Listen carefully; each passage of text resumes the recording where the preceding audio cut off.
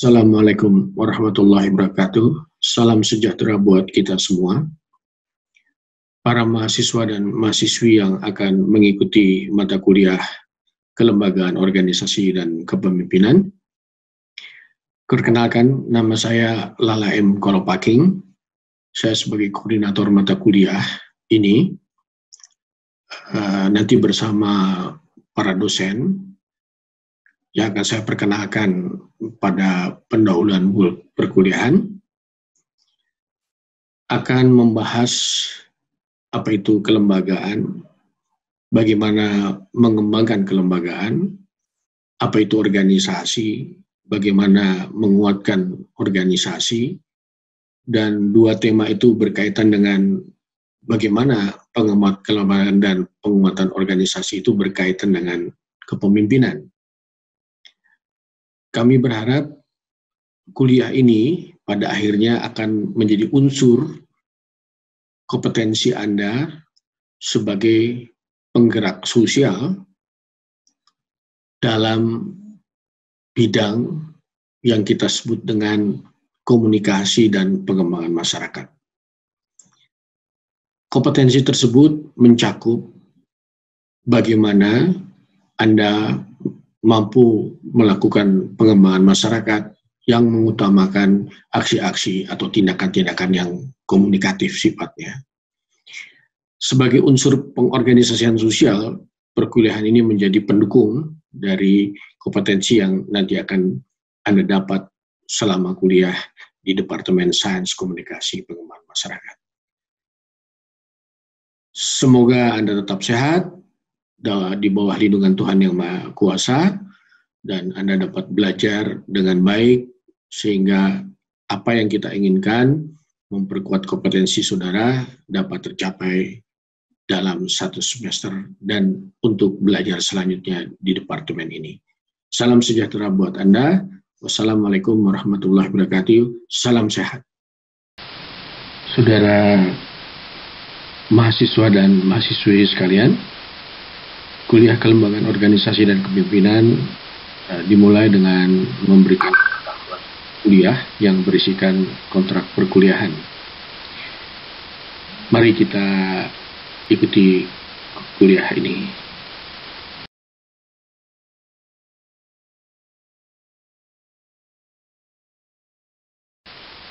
Kenapa kita perlu mempelajari kelembagaan organisasi kepemimpinan dalam membangun kompetensi pengembang masyarakat? Karena ini adalah kelembagaan organisasi dan kepemimpinan adalah satu unsur penunjang kompetensi mereka yang lulus untuk mampu mengorganisasikan aksi komunikatif untuk pengembangan masyarakat. Mengapa demikian? Anda bisa lihat, kita bisa membangun kerjasama baik antar orang, bahkan orang dengan robot ke depan. Kalau kita perhatikan lingkaran dari 3 lingkaran unsur pengembangan masyarakat, yaitu proses sosial ditulis merah, penguatan kapasitas ditulis merah, dan produk. Nah, kalau kita mempelajari KUK, sebenarnya kita mempelajari lingkaran yang merah, mempelajari proses-proses sosial sebagai satu unsur dalam pengembangan masyarakat. Dan ini berkaitan dengan bagaimana agen komunitas. Anda sekalian disiapkan menjadi agen komunitas, bukan pekerja komunitas, tetapi adalah orang yang berpikir bersama komunitas, mengorganisasikan komunitas agar bisa produktif melalui pemenuhan kebutuhan yang memang dirasakan oleh komunitas. Oleh karenanya, dalam proses-proses sosial ini yang utama adalah mendorong komunitas mampu membangun, menghasilkan suatu produk, sehingga untuk itu dia harus menguatkan kapasitas masyarakatnya. Anda ingat kata-katanya adalah komunikasi membangun. Dan ini boleh diperkuat bagaimana produk dihasilkan. Kita sebagai agen komunitas boleh mendorong relasi sosial yang dapat membuat komunitas itu kuat dalam memenuhi kebutuhannya sendiri.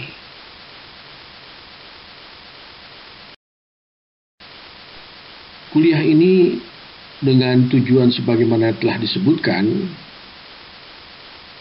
akan menjelaskan pertama tentang perbedaan-perbedaan secara konsepsional tentang kelembagaan, organisasi, dan kepemimpinan.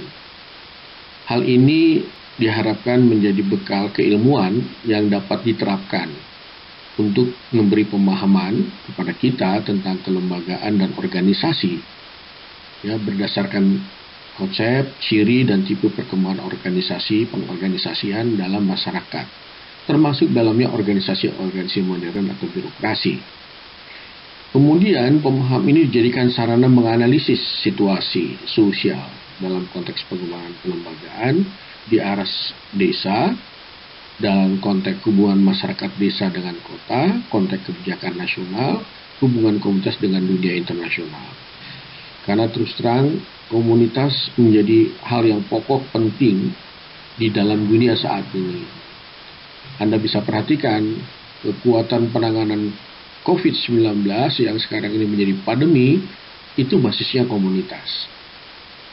Oleh karenanya, kelembagaan sebagai unsur yang menjadi penggerak komunitas itu penting untuk kita pelajari. Kita membahas tentang kontrak perkuliahan, baiknya kita mengenal pengajar-pengajar dalam perkuliahan ini. Membahas bahan dan muatan perkuliahan, baiknya kita mengenal dosen yang mengaku kuliah ini. Pertama, saya biasa disapa oleh mahasiswa atau beberapa teman dengan Pak Lala, ya. Nama saya Lala M. Kolopaking sebagai pengajar dan juga koordinator mata kuliah. Kemudian Anda akan bertemu Bapak Insinyur Frediantoni Nasdian MS. Pengajar lain adalah Ibu Hana Endriana, Sarjana Pertanian Magister of Science. Kemudian Ibu Jessie Ardinal, Sarjana Komunikasi Pengembangan Masyarakat Magister of Science. Kemudian mungkin Anda akan juga bertemu dengan Bapak Insinyur Iman Kanawirija, Magister of Science. Ini adalah kandidat doktor. Yang selanjutnya adalah Bapak Lukman Hakim, Sarjana Komunikasi Pengembangan Masyarakat Magister of Science. Berikutnya adalah Ibu Hanifah Gunadi, Sarjana Komunikasi Pengembangan Masyarakat, yang saat ini sedang mengikuti kuliah S2 Magister di Institut Pertanian Bogor. Kemudian Ibu Rizky Budi Utami, Sarjana Komunikasi Pengembangan Masyarakat, yang juga adalah mahasiswa Magister di Universitas Indonesia.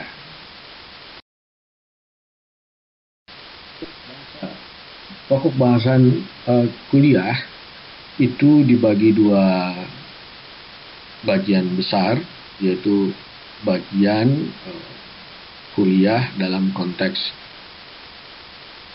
UTS, ya.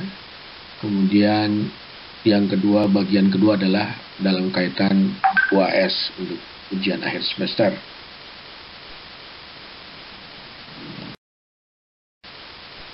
Bahasan di babak atau bagian untuk ujian akhir semester itu terdiri dari pertemuan ke-8, pendekatan masyarakat dan kepemimpinan, pertemuan ke-9 soal kepemimpinan dan kekuasaan serta sumber-sumber kepemimpinan, teori-teori kepemimpinan di minggu ke-10, kemudian pertemuan 11 tentang tipe dan pola kepemimpinan, ke-12 adalah kelembagaan dalam kaitan kepemimpinan dalam konteks pengembangan masyarakat, ke-13 adalah persyaratan kepemimpinan yang efektif. Dan ingat, di minggu ke-14 ada kuis besar yang jangan ditinggal karena ini menjadi aktivitas yang penting untuk penilaian saudara-saudara sekalian.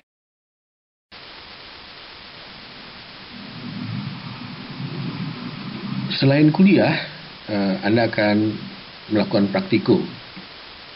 Bagian pokok praktikum pembahasannya juga mengikuti mingguan perkuliahan. Ya. Pertama, di minggu pertama ini, saat ini akan Anda mendapatkan penjelasan materi, tugas, proses praktikum. Di minggu kedua, Anda akan diminta oleh pengajar praktikum bagaimana menguraikan lembaga dan organisasi dalam aspek disiplin sumber daya tentang perkembangannya.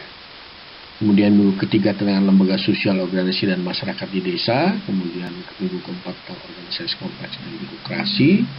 Minggu kelima tentang pengendalian organisasi. Keenam tentang desain kelembagaan dan praktek inisiasi kepemimpinan di luar pemerintahan desa.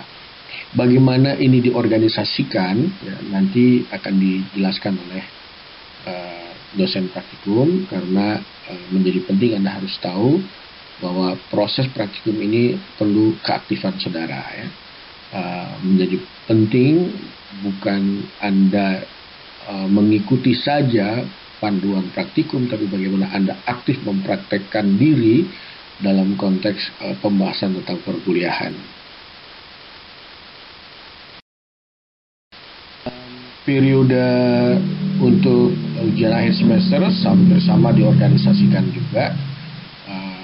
Anda tetap membahas dalam pertemuan ke-8 tentang kepemimpinan dan pendekatan masyarakat, kemudian pertemuan 9 tentang kepemimpinan, kekuasaan serta sumber-sumber kepemimpinan, ke-10 tentang teori kepemimpinan, bagaimana teori-teori itu dalam praktek dibahas, kemudian bagaimana tipu dan pelakukan dibahas dalam pertemuan 11, pertemuan 12 kita akan menyusun tugas akhir, dan pertemuan ke-13 juga akan menyusun tugas akhir yang akan diakhiri oleh lokakarya bersama ya. Lokakarya dalam pertemuan ke-14 sebelum kita memasuki ujian akhir semester.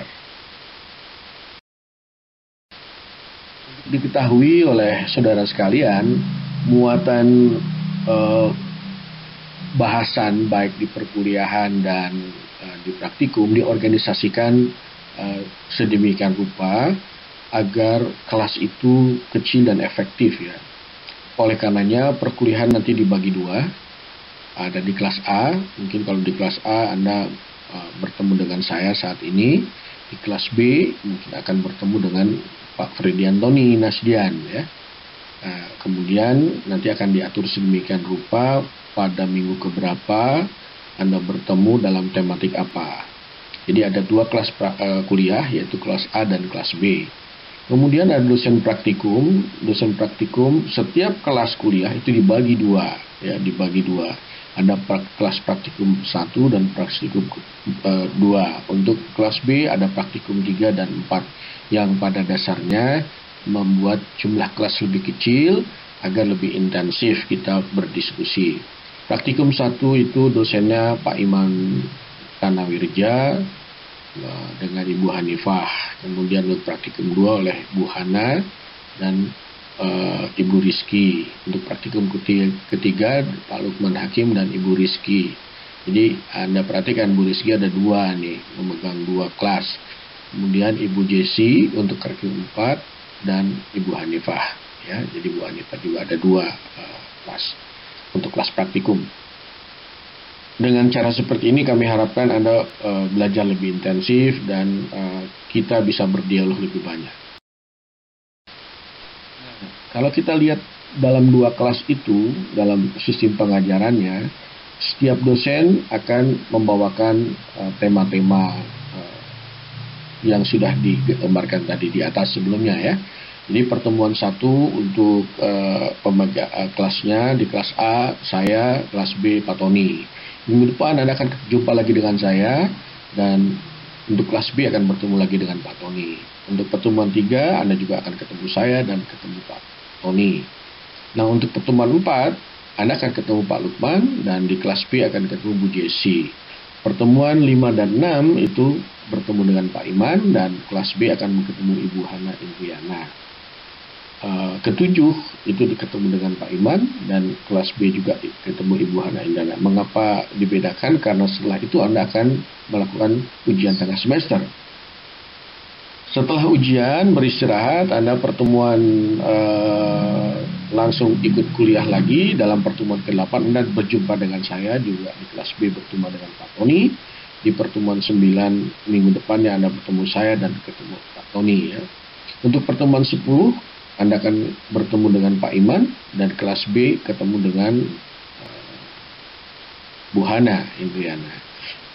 Pertemuan 11 Anda ketemu Pak Lukman, 11, 12, 13 ketemu Pak Lukman untuk kelas A, dan Ibu Jesi untuk kelas B ya, di minggu 11, 12, 13. Nah, minggu ke-14 kita akan melakukan pertemuan, tadi Anda ingat, kemudian ini akan dihadiri oleh saya ya, dan akan dipimpin oleh Pak Tony di kelas B. Ini jelas ya pembagiannya, jadi Anda harus tahu di kelas mana Anda masuk dan siapa dosen yang akan mengajarnya. Ini menjadi perhatian untuk Anda ya. Perkuliahan terjadwal setiap hari Selasa ya, perkuliahan. Kelas A dan kelas B sama-sama pada hari Selasa pukul 10 sampai 11.40. Praktikum yaitu hari Kamis dan Jumat. Kelas A hari Kamis, kelas B hari Jumat. Setelah Jumatan 13 sampai 15 ya. Kemudian hari Kamis 13.30 sampai 15.30. Ini tolong ingat jadwalnya, jangan sampai salah ya. Dalam kontrak perkuliahan ini juga akan kita penting mengetahui ya bagaimana nilai saudara itu didapat ya. Pertama, jelas antara ujian tengah semester dan ujian akhir semester itu sama bobotnya dalam perhitungan nilai, itu 30%.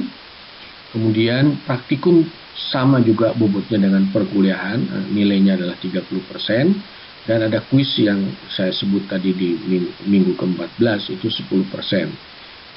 Jadi Anda harus sudah bisa tahu bagaimana Anda memperoleh nilai ya, mana bobot yang harus Anda perhatikan supaya nilai Anda tidak jatuh ya. Mohon jadi perhatian Anda di sini. Saudara mahasiswa dan mahasiswi sekalian, dari tahun ke tahun kita menggunakan standar mutu penilaian ya. Jadi kalau Anda mau mendapatkan A ya, dengan kategori 4.0 ya, 4,0 itu nilainya di atas atau sama dengan 80 ya. Kalau AB atau 3,5 itu antara 75 ke 79,9 ya. Kalau Anda mendapatkan nilai antara 70 sampai 74,9 atau Anda mendapat nilai B ya, atau 3,0 ya. Untuk BC, kita mengenal BC itu nilainya selang 65 sampai 69. Untuk nilai C atau 2,0 yaitu 55 ke 64,9. Di bawah itu Anda dapat nilai D, atau apabila Anda melakukan pelanggaran boleh jadi mendapat nilai E. Kalau nilai E Anda berarti harus mengulang di semester selanjutnya saat kuliah ini dilakukan. Dan untuk membesarkan hati Anda, saya pikir nilai kita ini di antara A dan B, A, B dan B, tetapi tetap saja ada yang C, E, dan D ya, sehingga ini jadi Anda jangan mengambil yang terbawah, jadi ambil yang teratas. Mari kita belajar, dan saya pikir ini hanya Anda yang mau membaca, kemudian berpikir, menuangkan menjadi gagasan, dituliskan. Saya pikir kuliah ini dapat Anda ikuti dengan baik.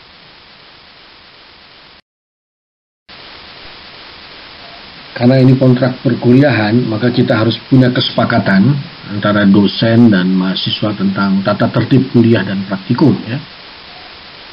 Pertama, diwajibkan mengikuti seluruh proses kuliah dan praktikum. Jadi kami harap Anda tidak berencana untuk sakit ya, dalam semester ini, karena menjadi penting Anda ikut seluruh proses perkuliahan dan praktikum ya. Kemudian yang kedua, pembelajaran dilaksanakan dengan daring untuk semester ini. tetapi terjadwal dengan kuliah yang telah ditetapkan sebagaimana di atas, ya. Yang ketiga adalah mahasiswa memperoleh link kelas virtual dari dosen atau tim sekretariat departemen sesuai dengan aplikasi virtual pembelajaran yang ditetapkan. Ini Anda harus mendapatkan ini, ya, harus aktif, ya, untuk mengakses ini. Keempat adalah dosen, mahasiswa, dan asisten praktikum berpakaian sopan dan rapi. Maksudnya kalau kita melakukan perkuliahan daring, Anda juga harus berpakaian yang sopan dan rapih, memperhatikan etika, estetika, ya, dalam aplikasi virtual pembelajaran. Tidak menggunakan pakaian yang tidak sesuai dengan aturan etika perkuliahan. Yang kelima adalah mahasiswa harus sudah bergabung dalam forum virtual pembelajaran 10 menit sebelum jadwal, ya, tolong diperhatikan. Karena ada proses, ya, bukti presensi dalam kehadiran dan keaktifan di sini. Meskipun kita kuliah dan praktikum secara daring, ya, kita berharap dosen, asisten praktikum, jadi kami, ya, itu memulai kuliah sesuai tepat waktu, ya, dan praktikum sesuai tepat waktu. Kecuali ada pemberitaan sebelumnya kepada ketua kelas atau perwakilan mahasiswa. Kita tidak tahu, ada berbagai hal yang mungkin perlu melakukan penjadwalan ulang, ya. Tata tertib kuliah praktikum selanjutnya, mahasiswa terlambat bergabung, ini sering, ya, dalam forum virtual itu tidak lebih dari 15 menit, ya. Jadi kalau lebih dari 15 menit sesudah kuliah dan praktikum mulai, tidak diperbolehkan masuk dalam forum virtual pembelajaran, ya. Dan dianggap lalai, ya, mengikuti kuliah maupun praktikum, ya. Kecuali dosen memberi penetapan waktu yang tertentu, ya, ada kecuali juga. Kemudian yang ketiga, mahasiswa yang hadir dalam forum virtual baik kuliah maupun praktikum wajib mengisi daftar hadir, ya, melalui praktikum di course IPB ACID dan IPB Mobile for Student. Anda ingat nih, jadi Anda harus mengisi itu, dan mahasiswa yang lalai tidak mengisi daftar hadir dianggap lalai mengikuti perkuliahan. Ya, jadi ini yang menjadi penting karena itu dilakukan di jam kuliah atau di jam praktikum, ya. Apabila mahasiswa menitipkan dan dititipkan untuk mengisi daftar hadir kuliah dan praktikum, keduanya, Anda ingat, keduanya diberi sanksi dengan huruf bentuk E, artinya E0 kalau kita perhatikan dari proses tadi, ya. Saya pikir Anda tidak akan mengulang persoalan-persoalan ini, dan kita akan juga tegas menegakkan seandainya Anda tetap melakukan hal yang dianggap sebagai tata tertib, ya. Tata tertib selanjutnya adalah mahasiswa wajib mengaktifkan fungsi video, ya, saat perkuliahan secara daring berlangsung, ya. Karena dengan fungsi daring ini kita harus ada bukti Anda tatap muka, ya, sebagai bukti kehadiran dan aktif dalam perkuliahan. Kecuali kalau Anda mengalami terkendala sinyal, ya, tetapi itu perlu diberitahukan dulu sebelumnya kepada dosen, ya. Dan bagi mahasiswa yang mengalami kesulitan mengakses link perkuliahan, itu wajib memberitahu dulu kepada dosen, ya, sebelum perkuliahan, ya, yang sesuai dengan jadwal yang ada. Yang berikut, mahasiswa tidak pernah melakukan aktivitas lain saat mengikuti kuliah kecuali atas seizin dosen. Ini penting Anda lakukan. Meskipun daring, Anda jangan mengabaikan tertib ini, maka kita akan tertib bersama, ya, tidak melakukan aktivitas lain. Dan selanjutnya adalah mahasiswa yang mempunyai keperluan sangat mendesak terpaksa meninggalkan forum baik kuliah maupun praktikum. Waktu kuliah dan praktikum berlangsung wajib meminta izin kepada dosen dan dosen praktikum, tidak menghilang begitu saja, ya. Jadi apalagi kalau live, itu harus ada izin. Kemudian yang berikut adalah mahasiswa yang berhalangan mengikuti kuliah praktikum karena alasan sangat penting harus mengajukan pemberitahuan secara tertulis, ya, selambat-lambatnya pada hari kuliah praktikum berikutnya, ya, di minggu berikutnya. dan meminta surat izin tidak mengikuti kuliah praktikum yang ditandatangani oleh ketua departemen ya, dengan melampirkan surat keterangan bukti pendukung. Ini tolong diingat, kalau tidak Anda dianggap lalai dalam mengikuti perkuliahan dan praktikum. Tata tertib selanjutnya adalah permohonan izin tidak mengikuti kuliah karena kegiatan kemahasiswaan. Meskipun Anda aktivis ya dalam kegiatan kemahasiswaan, tetapi apabila Anda ingin mengikuti izin karena mengikuti kegiatan tersebut, itu perlu dikeluarkan oleh Wakil Rektor IPB bidang akademik dan kemahasiswaan melalui Direktorat Kemahasiswaan IPB atau Ketua Departemen Sains Komunikasi Perumahan Masyarakat. Ini diingatkan ya bagi mereka yang ikut organisasi, dan ini menjadi penting juga dalam kuliah KUK ya. Dan yang terakhir adalah izin tidak mengikuti kuliah karena sakit atau alasan lain yang sah diberikan maksimum 20% dari total kegiatan kuliah. Tapi diingatkan ya, kewajiban 100% itu penting ya. Jadi kalau memang benar-benar ada alasan sakit atau alasan lain yang dianggap sah, itu hanya diizinkan dengan 20% atau sama dengan 3 kali pertemuan kuliah ya. Apabila mahasiswa tidak mengikuti kuliah karena sakit atau alasan yang lain yang sah 3 kali, tidak diizinkan mengikuti ujian akhir semester ya. Ingat tuh ya, sekali lagi, mahasiswa yang tidak mengikuti kegiatan karena sakit atau alasan yang sah lebih dari 3 kali tidak diizinkan mengikuti ujian akhir semester. Nah ini penting Anda perhatikan, jangan menjadi keributan karena Anda seolah-olah tidak tahu aturan tata tertib ini ya. Ini kami ingatkan, karena itu kita punya kontrak perkuliahan.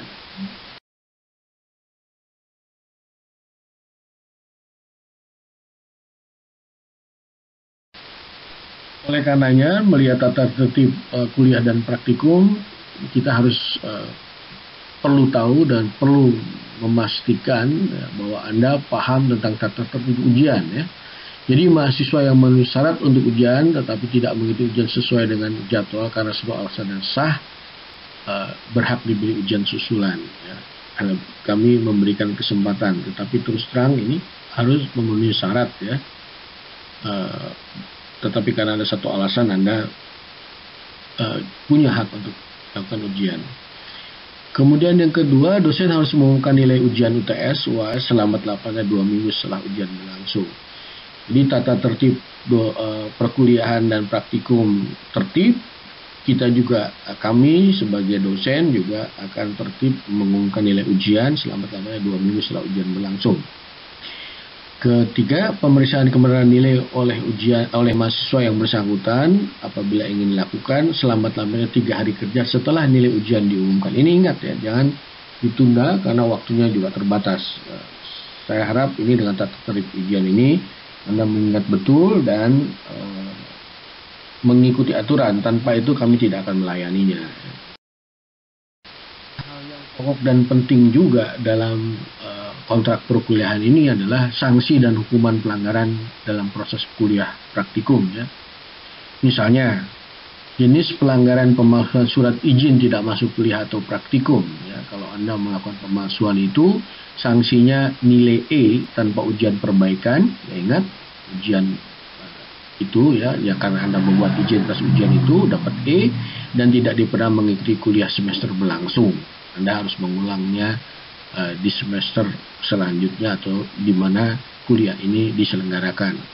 Yang kedua adalah menitip dan dititipkan pengisian daftar hadir tertulis kuliah atau praktikum. Itu nilai E juga tanpa ujian perbaikan dan tidak diperkenankan mengikuti kuliah semester berlangsung. Anda perhatikan ya. Kemudian mencontek atau saling mencontek diberi nilai 0 dan nilai maksimum D ya, tanpa ujian perbaikan.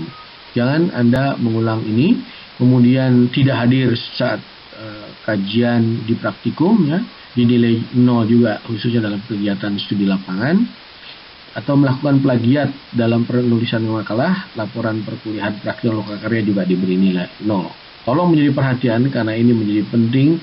Anda menulis, kemudian menyediakan makalah, melakukan pelaporan praktikum dan lokakarya sesuai dengan apa yang ada dan Anda lakukan.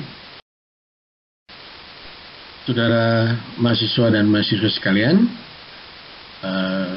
saya pikir kontrak perkuliahan ini sudah kita bahas.